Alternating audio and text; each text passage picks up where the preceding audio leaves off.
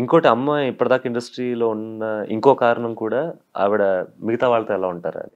అవును. ఒక రకమైన రెస్పెక్ట్ ఎలా ఇస్తుందో అమ్మ అందరికీ, అంతే రెస్పెక్ట్ నాకు కూడా ఇద్దామని అందరికీ.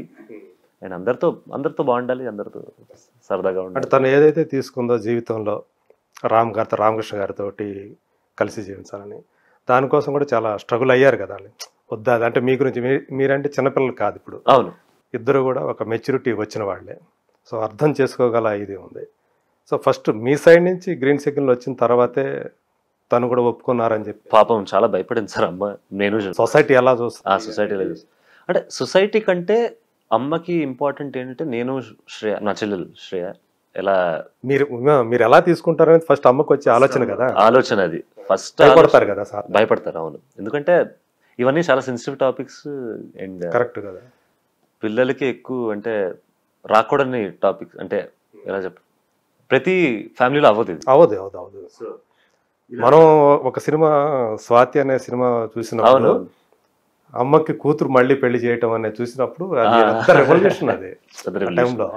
అండ్ ఎప్పుడు అనుకోము సార్ ఇది, కానీ దాన్ని యాక్సెప్ట్ చేశారు జనం. నిజమే కదా. సో అమ్మ కోసం బికాస్ దే డిజర్వ్ దట్. ఆ రకమైన హ్యాపీనెస్ దే డిజర్వ్, ఆ రకమైన సపోర్ట్ సిస్టమ్ కావాలి. అది జస్ట్ ఫైనాన్షియల్ అని కాదు సార్. మనతో ఒక పార్ట్నర్ ఉన్నాడు, సంతోషంలో ఉన్నప్పుడు ఒక పార్ట్నర్ ఉండాలి, బాధలో ఒక తోడు, at the end of the day ఒక తోడు. నాకు మా చెల్లికి ఆ సింపుల్ రీజన్ చాలు, ఆ తోడు కావాలి. సో మీకంటే మీరు రేపు పెళ్ళైన తర్వాత మీకు ఒక ఫ్యామిలీ వస్తుంది, మీ చెల్లికి ఇంకో ఫ్యామిలీ వస్తుంది. మరి అమ్మకి తోడు ఇప్పుడు అలా అని కాదు, అంటే మేము పెళ్లి అయిపోయిన తర్వాత అమ్మను వదిలేసి మామూలుగా చెప్పు, కానీ ఎవరికైనా ఏ మనిషికైనా ఆ తోడు అనేది ముఖ్యం. ఎలా వేళల్లో ఉండవు కదా. సో నన్ను మా చెల్లెని పెద్ద కన్విన్స్ చేయాల్సిన అవసరం లేదు అక్కడ.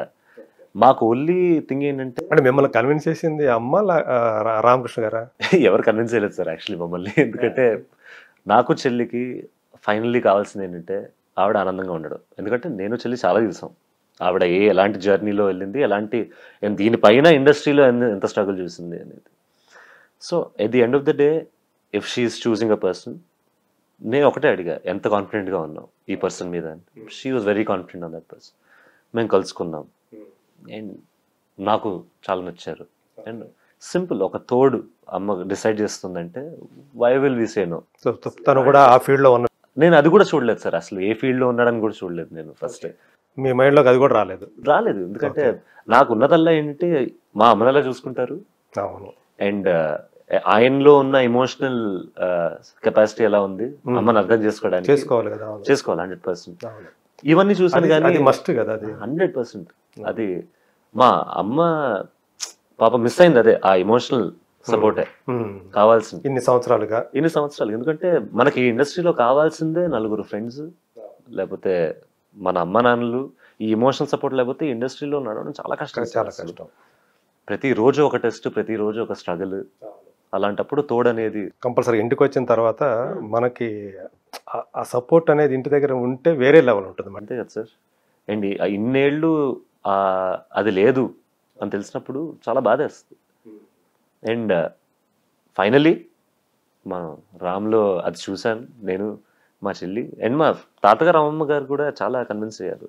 అండ్ వాళ్ళు కూడా చాలా హ్యాపీగా ఫీల్. సో ఇప్పుడు జరిగిన తర్వాత సో మీరు చూస్తా ఉన్నారు అమ్మ చాలా హ్యాపీగా ఉన్నారు. సో మీకు ఆయన రామ్ గారు ఎలాంటి సపోర్ట్ ఇస్తున్నారు ఇప్పుడు? ఏంటంటే ఇప్పుడు నాకు మ్యాంగో టీమ్ మార్కెటింగ్ సపోర్ట్ చేస్తుంటే మేము పనిచేస్తూ ఉంటాం అప్పుడప్పుడు. ఒకవేళ ఏమైనా పోస్ట్ పెట్టాలంటే సోషల్ మీడియాలో కానీ, మ్యాంగో కింద ఉన్న ఛానల్స్లో కొంచెం ప్రమోట్ చేయడం కానీ, అంతేగాని స్క్రిప్ట్ విషయంలో అలా హెల్ప్ చేయలేదు. ఓకే. అంటే ఆయన సంస్థల్లో కూడా మీకు ఏమన్నా ఒక స్థానం కల్పించడం కానీ అట్లాంటిది ఏదైనా ఉందా? అలా ఇంకా ఆ మ్యాటర్ని అనుకోలేదు సార్. ఇప్పుడు నా ఫోకస్ అంతా నేను సినిమాల్లో పనిచేయడం కానీ. ఇప్పుడే బిగిన్ అవుతుంది. ఇప్పుడే అసలు లిటరల్లీ నేను ఇప్పుడే స్టార్ట్ అయ్యాను. మీరు 1 year ముందు ఈ క్వశ్చన్ అడిగితే నాకు అసలు సమాధానం ఉండేది కాదు లిటరల్లీ. సో ఇప్పుడిప్పుడే start. Maybe in the future మేము కలిసి పనిచేస్తాం. I would love to work with him, why not? ఎందుకంటే అండ్ ఫ్రీ బాయ్ గా ఉన్నారు ప్రస్తుతానికి. And he also gives me me education అయిపోయిందండి. అంటే అండర్ గ్రాడ్యుయేట్ బీబీఏ చేశాను నేను ఢిల్లీలో, అక్కడ దాకా అయింది. మాస్టర్స్ చేద్దాం అనుకున్నాం కానీ కరోనా వల్ల అయిపోవాల్సి వచ్చింది. కరోనాకు ముందు అది అయిపోయింది. కరోనాకు ముందు అండర్ గ్రాడ్యుయేట్ అయిపోయింది. కరోనాలో ఆస్ట్రేలియా వెళ్దాం అనుకున్నాను నేను యాక్చువల్లీ, కానీ ఆస్ట్రేలియా వాళ్ళు 3 ఏళ్ళు బార్డర్ క్లోజ్ చేశారు. సో అండ్ నాకు ఆన్లైన్ చేసే ఇంట్రెస్ట్ రాలేదు, ఎందుకంటే ఆ ఎక్స్పీరియన్స్ కావాలి, అక్కడ ఉండే ఎక్స్పీరియన్స్ కావాలి ఫిజికల్గా అక్కడ. సో అది ఆగిపోయింది, ఇది మొదలైంది. సో చాలా రోలర్ కోస్టర్ రైడ్ అయింది సార్ మధ్యలో. ఓకే. సో ఇప్పుడు ఈ సినిమా సంబంధించి కూడా తను ఏమన్నా సపోర్ట్ చేస్తున్నారా రామ్? చేస్తున్నారు సార్, అంటే ఇప్పుడు తను కూడా రషెస్ చూసారు, తను కూడా కొన్ని సీన్స్ చూసారు, నాకు చెప్తున్నారు ఏది న్యాచురల్గా ఉంది, ఏది బెటర్ చేయొచ్చు, ఇలాంటి టిప్స్.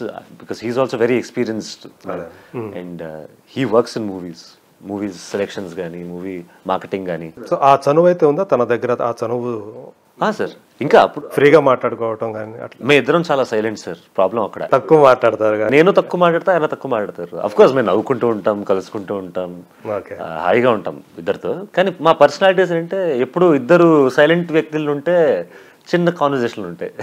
అంటే ఇప్పుడు చూస్తే మాకు అంటే బేసికల్గా మీరు ఎక్స్ట్రావర్టా ఇంట్రావర్టా? నేను ముందు చాలా ఇంట్రోవర్టెడ్ అండి. ఓకే. ఇప్పుడు నన్ను నేను చాలా మార్చుకున్నాను కాలేజ్లో. ఎప్పుడైతే నేను డాన్స్ చేయడం మొదలెట్టాను, ఎప్పుడైతే నేను జనాల ముందు ఇంకా ఉండడం మొదలెట్టాను, అప్పుడు కొంచెం ఓపెన్ అప్ అవుతూ పెరిగా. As 10th grade 11th grade దాకా అయితే అసలు నేను అంతేనా?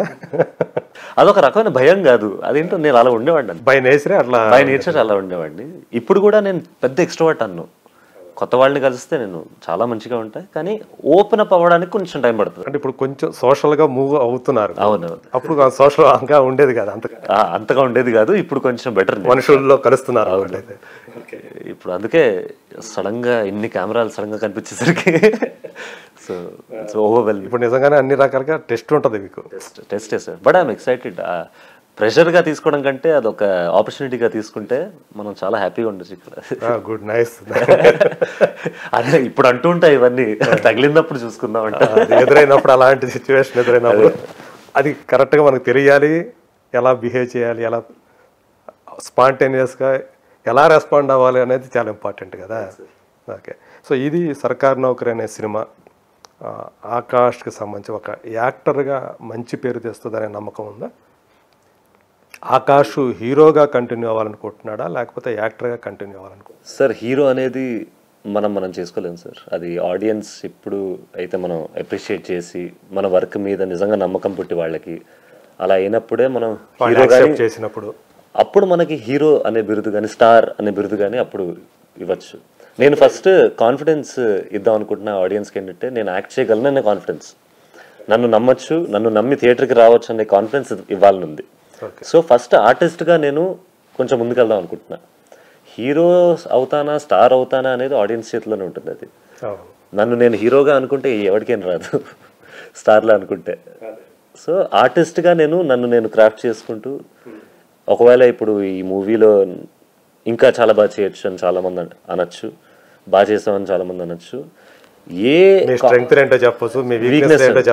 వీక్నెస్ చెప్తే దాన్ని కరెక్ట్ ఎలా చేయాలో నేర్చుకోవాలి, స్ట్రెంగ్త్ చెప్తే దాన్ని ఎలా మెయింటైన్ చేయాలో నేర్చుకోవాలి. సో నేర్చుకోవడం అనేది ఆగదు అది.